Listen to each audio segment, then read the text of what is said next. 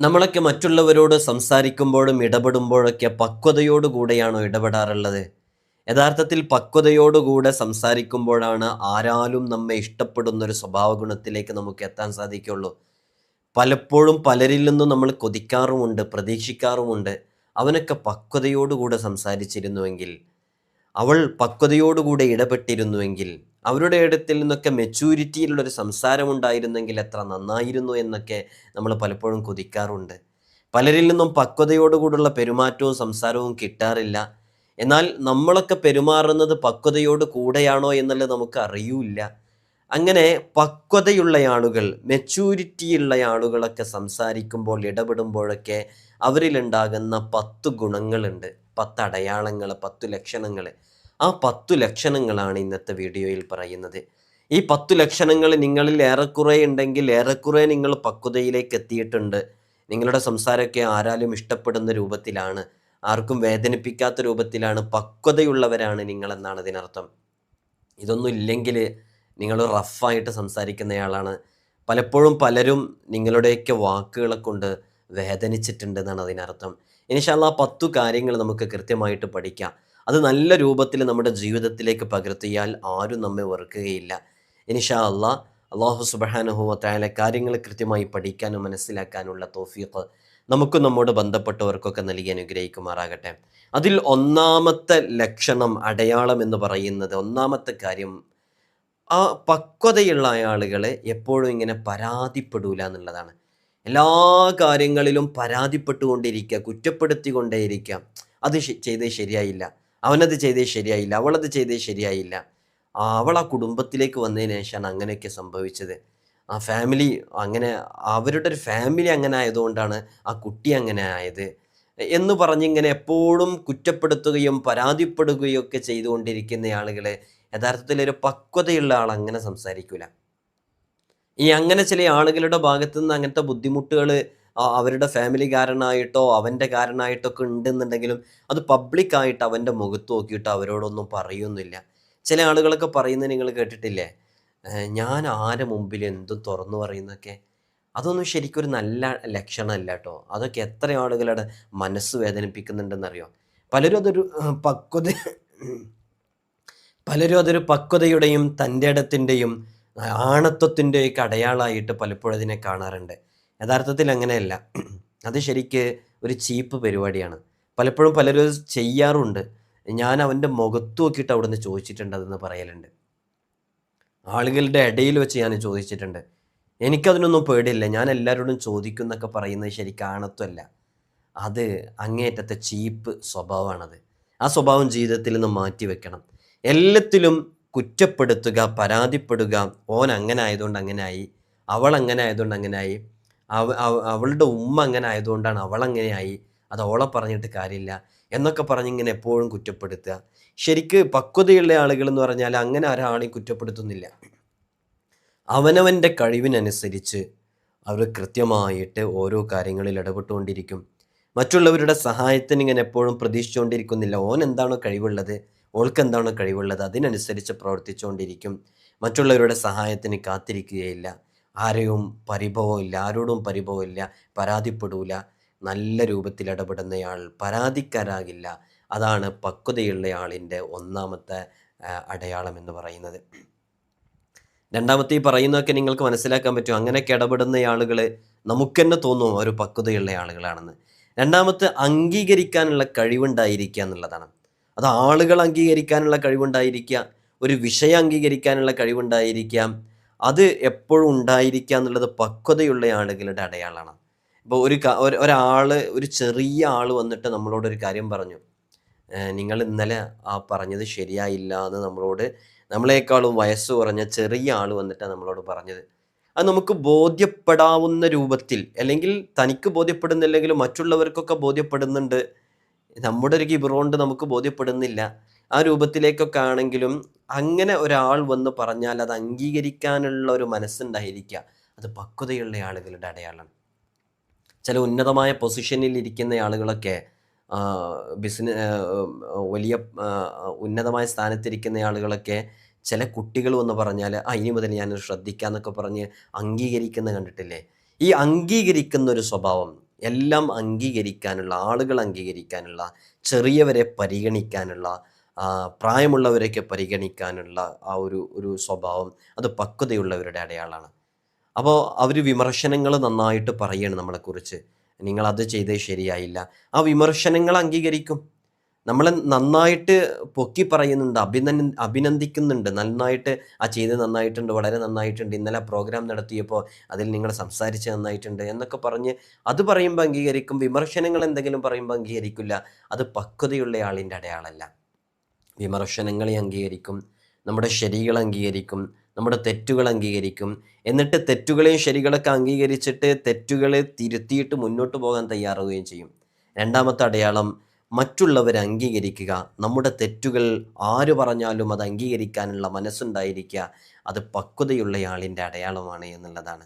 മറ്റൊന്ന്, മൂന്നാമത്തത്, ഉത്തരവാദിത്വങ്ങൾ, റെസ്പോൺസിബിലിറ്റീസുകൾ ഏറ്റെടുക്കാൻ സാധിക്കും എന്നുള്ളതാണ്. അത് പക്വതയുള്ള ആളുകളുടെ ലക്ഷണമാണ്. നിങ്ങൾ നോക്കൂ, ചില ആളുകളൊക്കെ കാണാറുണ്ട്, എന്തു പറഞ്ഞാലും അവർ എനിക്കതിന് കഴിയൂല, എനിക്കതിന് പറ്റില്ല, എന്നെക്കൊണ്ടത് കഴിയൂല, അത് എനിക്കത് ഏറ്റെടുക്കാൻ കഴിയൂല എന്നൊക്കെ പറയുന്ന കുറേ ആളുകളില്ല. ഇടയ്ക്കിടയ്ക്ക് ഇങ്ങനെ പറഞ്ഞുകൊണ്ടിരിക്കും, എന്തു പറഞ്ഞാലും അവർക്കതിന് കഴിയൂല. നമുക്ക് കഴിയുന്ന റെസ്പോൺസിബിലിറ്റികൾ ഏറ്റെടുക്കുക, അത് പക്വതയുള്ള ആളുകളുടെ അടയാളമാണ്. പലപ്പോഴും നമ്മളൊക്കെ പറയാറുണ്ട്, ആ കുട്ടിക്ക് നല്ല പക്വതയാണ് കേട്ടോ എന്നൊക്കെ പറയാറില്ല. അത് ഇങ്ങനെയുള്ള ചില കാര്യങ്ങൾ കണ്ടിട്ടാണ് പറയുന്നത്. ഇങ്ങനെയുള്ള അടയാളങ്ങൾ അവരിൽ കാണുന്നതുകൊണ്ടാണ്. അപ്പോൾ റെസ്പോൺസിബിലിറ്റീസ്, ഉത്തരവാദിത്തങ്ങൾ ഏറ്റെടുക്കുക എന്നുള്ളത്, കഴിയുന്നത് ഏറ്റെടുക്കുക, കഴിയാത്തത് ഏറ്റെടുക്കുകയും ചെയ്യരുത്. കഴിയുന്നത് ഏറ്റെടുക്കുക എന്നുള്ളത് പക്വതയുള്ള ആളുകളുടെ അടയാളമാണ്. നാലാമത്തത് വളരെയധികം ശ്രദ്ധിക്കേണ്ട ഒരു വിഷയമാണ്. ഈ പക്വതയുള്ള ആളുകൾ സംസാരിക്കുമ്പോൾ അവർ വ്യക്തികളെ കേന്ദ്രീകരിച്ചുള്ള സംസാരം കുറവും പൊതുവായിട്ടുള്ള കാര്യങ്ങളിൽ കൂടുതൽ ഇടപെട്ടിട്ടായിട്ട് സംസാരിക്കാം. അവരുടെ ടോപ്പിക്കുകളൊക്കെ അങ്ങനെയായിരിക്കും.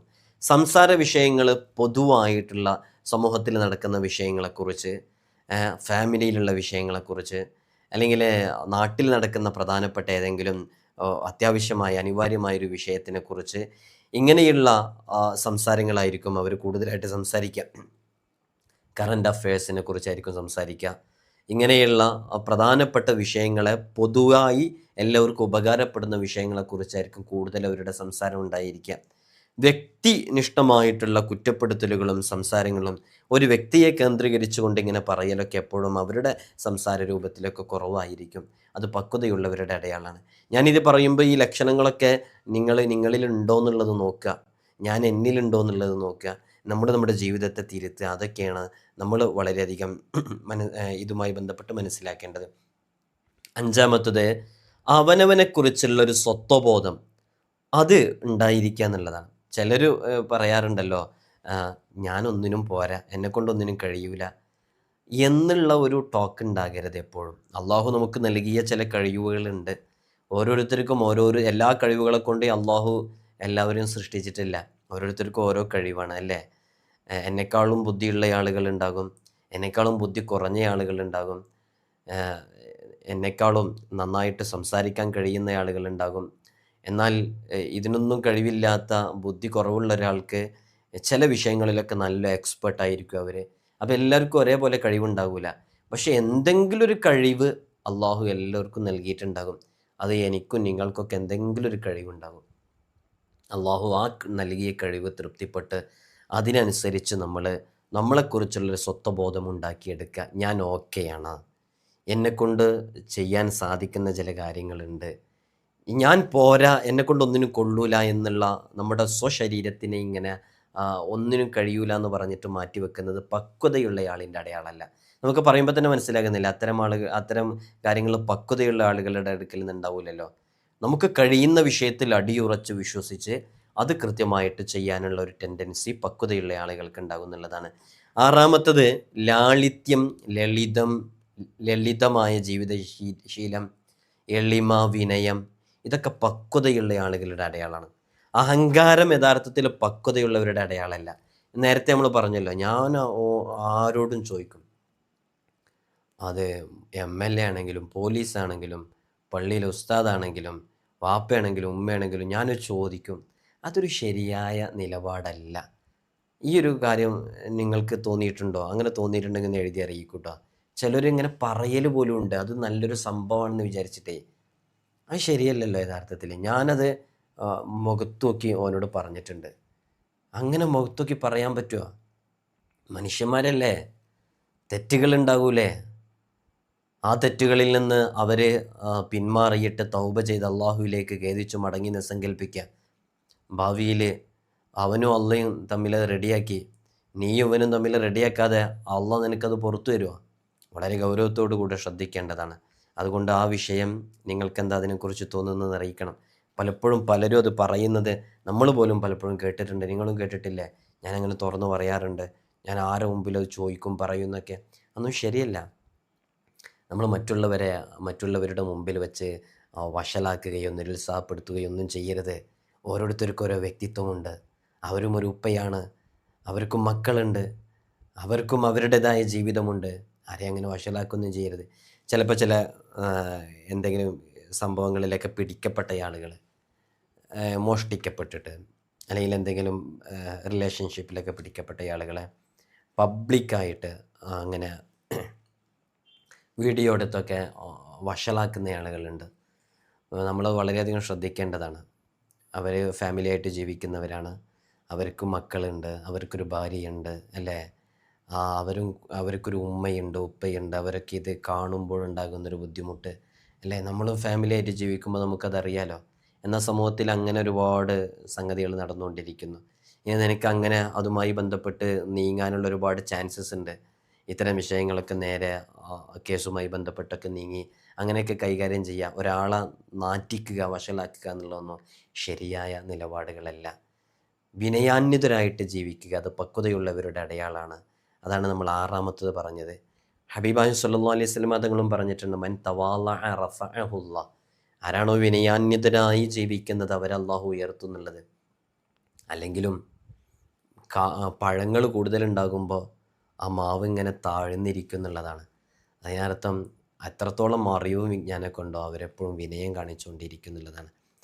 7ാമത്തത് പക്വതയുള്ളയാളിൻ്റെ അടയാളം കാഴ്ചപ്പാടിൽ അവർ മാറ്റം വരുത്തൂല എന്നുള്ളതാണ്. ഇപ്പം നമ്മളെ മുമ്പിൽ ഒരാളിരിക്കുന്നുണ്ട്, ആൾ നമ്മളോട് ഒരു വിഷയത്തിനെക്കുറിച്ച് ഇങ്ങനെ പറഞ്ഞു. അന്ന് അവിടെ ഉണ്ടായ വിഷയത്തിൽ ഇതാണ് ശരി, അവിടെ ചെയ്തതും പറഞ്ഞതൊന്നും ശരിയായിട്ടില്ല എന്ന് നമ്മളോട് നമ്മുടെ കൂട്ടുകാരൻ പറഞ്ഞു. പിന്നെ വേറൊരാൾ നമ്മളോട് വന്നിട്ട് പറയാണ്, അതവിടെ അന്ന് ചെയ്തത് അങ്ങനെ അല്ലായിരുന്നു കേട്ടോ ചെയ്യേണ്ടത്. അപ്പോൾ ഇയാൾ മാറ്റി പറയാണ്. അതായത് സ്വന്തം നിലപാട് മാറ്റി പറഞ്ഞുകൊണ്ടിരിക്കുക. അത് പക്വതയുള്ളയാളുടെ അടയാളമല്ല, അത് പക്വതയില്ലാത്തയാളുടെ അടയാളമാണ്. പക്വതയുള്ളവർ ഒരു കാര്യം പറഞ്ഞാൽ അതിൽ ഉറച്ചു നിൽക്കും, അതിൽ തീരുമാനത്തിൽ ഉറച്ചു നിൽക്കും, അത് ഉറച്ചതേ പറയുള്ളൂ. നിലപാട് കൃത്യമായിരിക്കും, വ്യക്തമായിരിക്കും എന്നുള്ളതാണ്. എന്നാൽ പിന്നെ തിരുത്തപ്പെടേണ്ടത് മാറ്റും വേണം. എൻ്റെ നിലപാട് അങ്ങനെയാണെന്ന് കരുതി അങ്ങനെ അങ്ങോട്ട് നമ്മുടെ അടുത്ത് തെറ്റുണ്ടെങ്കിൽ മാറ്റും വേണം. നിലപാടുണ്ടാകും എന്നുള്ളതാണ്. നിലപാടില്ലാത്ത ആളുകളാകൂല എന്നുള്ളതാണ്. 8ാമത്തെ അടയാളം ഓപ്പൺ മൈൻഡഡ് ആയിരിക്കും എന്നുള്ളതാണ്. ഓപ്പൺ മൈൻഡഡ് എന്ന് പറഞ്ഞാൽ എന്തും അത് കൃത്യമായിട്ട് മറ്റുള്ളവരോട് സംസാരിക്കുമ്പോൾ ഒന്നും മറച്ചു വെക്കേണ്ടതൊക്കെ മറച്ചു വെക്കണം. എല്ലാം എല്ലാവരോടും തുറന്നു പറയാൻ പറ്റില്ല. ഭാര്യയും ഭർത്താവാണെന്ന് വിചാരിച്ചിട്ടും എല്ലാം പറയാൻ പറ്റില്ല. നമുക്കൊക്കെ അറിയാം, നല്ല രൂപത്തിൽ കുടുംബജീവിതം മുന്നോട്ട് നയിച്ചിരുന്നത് അവരുടെ ഒരു ബാക്ക് ഹിസ്റ്ററിയിൽ ഉണ്ടായിരുന്ന ഒരു അഫെയറിനെ കുറിച്ച് പറഞ്ഞതിൻ്റെ പേരിൽ മാത്രം ബന്ധം വഷളായി പോയതറിയാം. അപ്പോൾ എല്ലാം എല്ലാവരോടും തുറന്നു പറയാൻ പറ്റില്ല. എന്നാൽ പറയാനുണ്ടാവുന്ന കാര്യങ്ങളൊക്കെ പറയാൻ പറ്റുന്ന കാര്യങ്ങളൊക്കെ പറയേണ്ടവരോട് തുറന്ന് പറഞ്ഞ് ഓപ്പൺ മൈൻഡഡ് ആയിട്ട് നിൽക്കുക. നല്ലൊരു കേൾവിക്കാരനായിരിക്കുക എന്നുള്ളത് പക്വതയുള്ളവരുടെ അടയാളമാണ്. നമ്മൾ സംസാരിക്കുമ്പോൾ നമ്മളെപ്പോഴും ശ്രദ്ധിക്കേണ്ടത്, അള്ളാഹു നമുക്ക് ഒരു നാവും 2 കാതുമാണ് നൽകിയിട്ടുള്ളത്. ഒരു നാവും 2 കാതും നൽകിയത് സംസാരിക്കുന്നതിനേക്കാളും കൂടുതൽ കേൾക്കാൻ വേണ്ടിയാണ് എന്ന് ചില സൂഫിയാക്കളൊക്കെ പറഞ്ഞിട്ടുണ്ട്. അഥവാ നമ്മൾ പരസ്പരം അങ്ങോട്ടുകൊണ്ട് സംസാരിക്കുമ്പോൾ, അല്ലെങ്കിലും ഇങ്ങനെ റേഡിയോ തുറന്നു വെച്ചതുപോലെ ഇങ്ങനെ സംസാരിച്ചുകൊണ്ടിരിക്കുന്നവരെ പലർക്കും ഒരു അനിഷ്ടമായിരിക്കും, ഇഷ്ടം ഉണ്ടാവില്ല. അതൊക്കെ നമ്മളിതിൽ മനസ്സിലാക്കേണ്ടതാണ്. ഇങ്ങനെ സംസാരിച്ചുകൊണ്ടിരിക്കുക, എപ്പോഴും സംസാരിച്ചുകൊണ്ടിരിക്കുക. ചില കുട്ടികളൊക്കെ അങ്ങനെയുണ്ട്, വെറുതെ പറഞ്ഞുകൊണ്ടിരിക്കും. കുട്ടികളിൽ നിന്നൊക്കെ ചിലപ്പോഴൊക്കെ അതൊരു കൗതുകമായിട്ട് രസമായിട്ടൊക്കെ ഉണ്ടാകും. പക്ഷെ നമ്മൾ ശ്രദ്ധിക്കണത്, എപ്പോഴും ഇങ്ങനെ സംസാരിച്ചുകൊണ്ടിരിക്കുമ്പോൾ നമ്മുടെ സംസാരത്തിന് വാല്യൂ ഉണ്ടാവില്ല, നമ്മുടെ ഇടപെടലിന് അതിന് വാല്യൂ ഉണ്ടാവില്ല.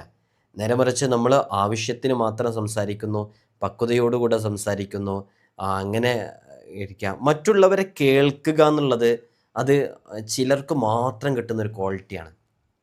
മറ്റുള്ളവരെ കേൾക്കുക എന്നുള്ളത് ആ കഴിവ് നിങ്ങൾ ഉണ്ടാക്കിയെടുക്കുക എല്ലാവരും. ഞാൻ എന്നോടും കൂടി കൂടിയിട്ടാണ് പറയുന്നത്. മറ്റുള്ളവരെ കേൾക്കുക. ആ കേൾക്കുക എന്നുള്ളത് മറ്റുള്ള ആ ആളിൻ്റെ അടുക്കൽ നമുക്ക് വലിയ സ്ഥാനം ഉണ്ടാക്കാൻ കാരണമാകും എന്നുള്ളതാണ്. അപ്പോൾ നല്ലൊരു കേൾവിക്കാരനാകുക അത് പക്വതയുള്ളവരുടെ അടയാളമാണ്. ഓപ്പൺ മൈൻഡഡായി സംസാരിക്കുക എന്നുള്ളത്. 9ാമത്തത് ദാറ്റ്സ് വെരി ഇമ്പോർട്ടൻറ്റ്, വളരെ പ്രധാനമായിട്ട് മനസ്സിലാക്കേണ്ടതാണ്. മറ്റുള്ളവരുടെ സ്വകാര്യത മാനിക്കും എന്നുള്ളതാണ്. ഞാൻ ഈ 8ാമത്തെ പറഞ്ഞ സമയത്ത് ഓപ്പൺ മൈൻഡഡ് ആവുക, നല്ല കേൾവിക്കാരനായിരിക്കുക എന്നുള്ളിടത്ത് നമ്മൾ ചേർത്ത് വായിക്കേണ്ട ഒരു വിഷയം, കേട്ടുകൊണ്ടിരിക്കുമ്പോൾ അവരുടെ പ്രശ്നങ്ങളാണെന്നുണ്ടെങ്കിൽ അതിന് നമുക്ക് പറ്റാവുന്ന രൂപത്തിൽ ഒരു സൊല്യൂഷൻ നമ്മൾ നിർദ്ദേശിച്ചു കൊടുക്കുകയും ചെയ്യുക. ഒക്കെ നല്ലൊരു പക്വതയുള്ള ആളിൻ്റെ അടയാളമാണ് കേട്ടോ. ജീവിതത്തിൽ ഈ കാര്യങ്ങളൊക്കെ പകർത്തി ഒന്ന് മുന്നോട്ട് പോയോക്ക്. ഇടയ്ക്കിടയ്ക്ക് നമ്മളോട് കോണ്ടാക്ട് ചെയ്യാത്തവരൊക്കെ കോണ്ടാക്ട് ചെയ്തുകൊണ്ടിരിക്കും, നമ്മൾ വിളിച്ചുകൊണ്ടിരിക്കും, ഇടപെട്ടുകൊണ്ടിരിക്കും. ഈ 9ാമത്തത് വളരെ പ്രധാനപ്പെട്ടാണെന്ന് പറഞ്ഞല്ലോ, മറ്റുള്ളവരുടെ സ്വകാര്യത മാനിക്കും എന്നുള്ളത്. ഇത് പല ലൈഫും തകരാൻ കാരണമായൊരു വിഷയമാണ്, സ്വകാര്യത മാനിക്കുക എന്നുള്ളത്.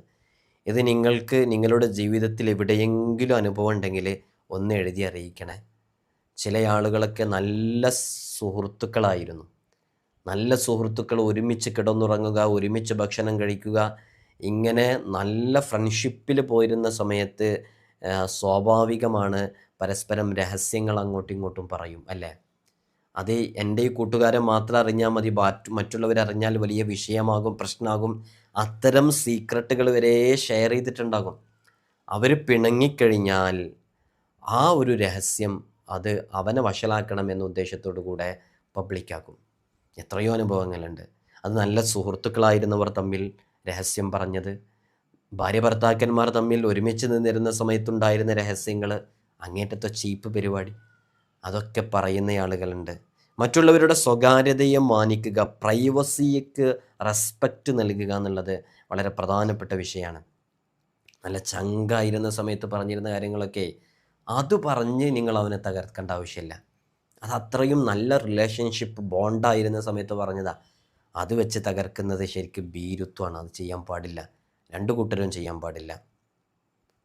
അത് മറ്റുള്ളവരുടെ സ്വകാര്യതയെ മാനിക്കുക എന്നുള്ളതാണ് പക്വതയുള്ളതിൻ്റെ അടയാളം.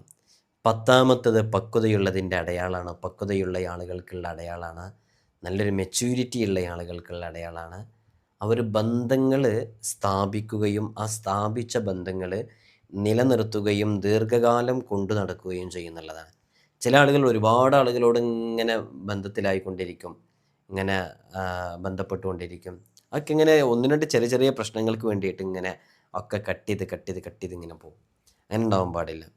നമ്മുടെ കുടുംബക്കാരും ബന്ധക്കാരൊക്കെ, അങ്ങേയറ്റത്തെ ബന്ധക്കാരൊക്കെ, കുറച്ച് വിദൂരതയിലുള്ള കുടുംബക്കാരൊക്കെ എപ്പോഴും ഒരു ഡിസ്റ്റൻസ് ഇട്ടിട്ടെങ്കിലും ഒരു ബന്ധം അതിങ്ങനെ കീപ്പ് ചെയ്തുകൊണ്ട് പോകണം എന്നുള്ളതാണ് പക്വതയുള്ള ആളുകളുടെ അടയാളമാണ്. അപ്പോൾ ഈ ഒരു 10 കാര്യങ്ങൾ പറഞ്ഞല്ലോ, ഇത് മെച്യൂരിറ്റിയിലേക്ക് എത്തിയ മെച്യൂരിറ്റി ഉള്ള ആളുകളുടെ അടയാളമാണ്. നമ്മൾ പലരിൽ നിന്നും ഇത്തരം സ്വഭാവ ഗുണങ്ങളുള്ള ആളുകളൊക്കെ നമ്മോട് സംസാരിക്കാൻ വന്നാൽ നമുക്ക് തന്നെ എന്തോ ഒരു മതിപ്പായിരിക്കും. അപ്പോൾ നമ്മൾ ആലോചിച്ച് നോക്കിയാൽ മതി, നമ്മൾ ഇത്തരം സ്വഭാവ ഗുണങ്ങളുള്ളവരാണെങ്കിൽ നമ്മെക്കുറിച്ച് മറ്റുള്ളവർക്കും മതിപ്പുണ്ടാകും. നമ്മുടെ ജീവിതത്തിൽ പകർത്തേണ്ട 10 പ്രധാനപ്പെട്ട അടയാളങ്ങൾ. ഇനി നിങ്ങൾ പക്വതയില്ലാത്തതിൻ്റെ അടയാളങ്ങൾ, പക്വതയില്ലാത്തവർ കാണിക്കുന്ന അടയാളങ്ങൾ എന്താണെന്നുള്ളത് ചിന്തിച്ചു നോക്കണ്ട. ഇതിൻ്റെ നേരെ ഓപ്പോസിറ്റ് പക്വതയില്ലാത്ത ആളുകൾ കാണിക്കേണ്ട അടയാളങ്ങളാണ്. അപ്പോൾ ഈ ഒരു സ്വഭാവ ഗുണങ്ങൾ ഉണ്ടാക്കിയെടുത്താൽ പക്വത നമ്മിലേക്ക് ഉണ്ടാക്കിയെടുക്കാൻ കാരണമാകും, ആരാലും നമ്മെ ഇഷ്ടപ്പെടാൻ കാരണമാകും. അള്ളാഹു നമുക്ക് തൗഫീഖ് നൽകട്ടെ. എല്ലാവരും ദുആ